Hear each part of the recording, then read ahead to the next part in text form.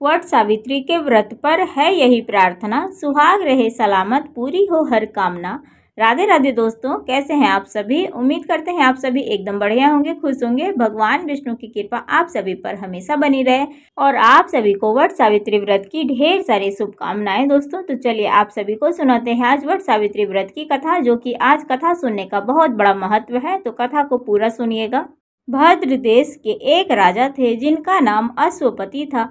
भद्र देश के राजा अश्वपति के कोई संतान नहीं थी।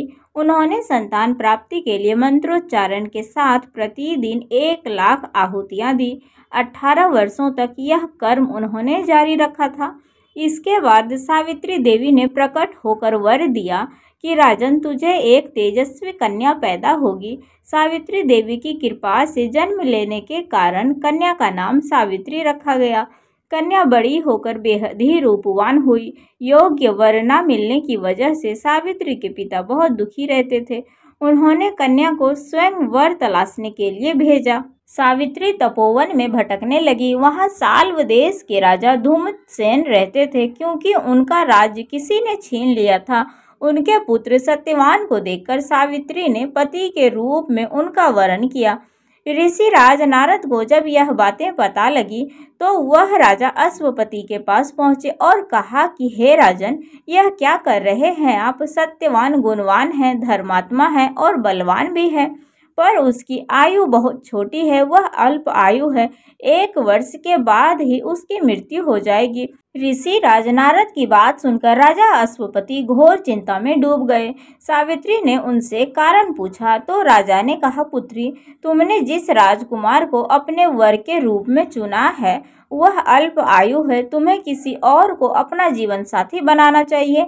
इस पर सावित्री ने कहा कि पिताजी, आर्य कन्याएं अपने पति का 1 बार ही वरण करती है, राजा 1 बार ही आज्ञा देता है और पंडित 1 बार ही प्रतिज्ञा करते हैं और कन्यादान भी 1 बार ही किया जाता है।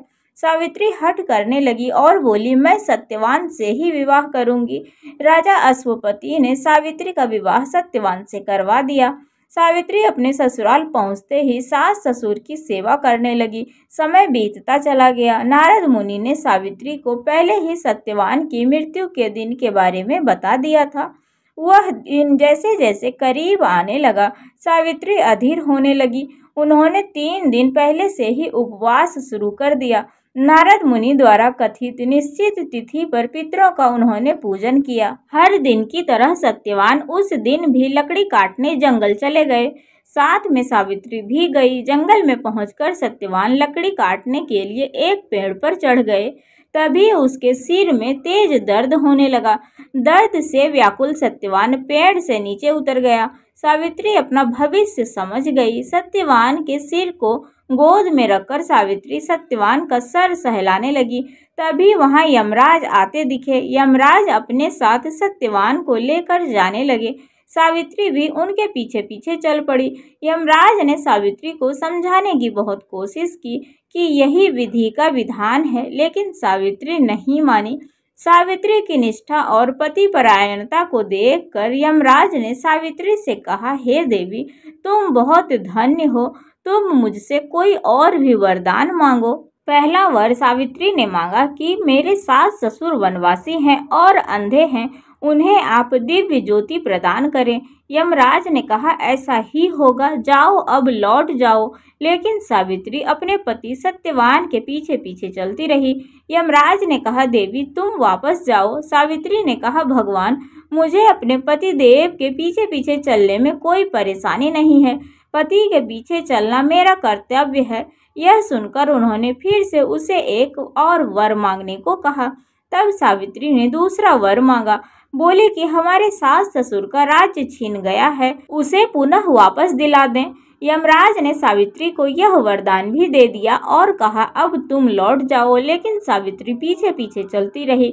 फिर यमराज ने सावित्री को तीसरा वर मांगने को कहा। इस पर तीसरा वर में सावित्री ने मांगा 100 संतान और सौभाग्य का वरदान मांगा।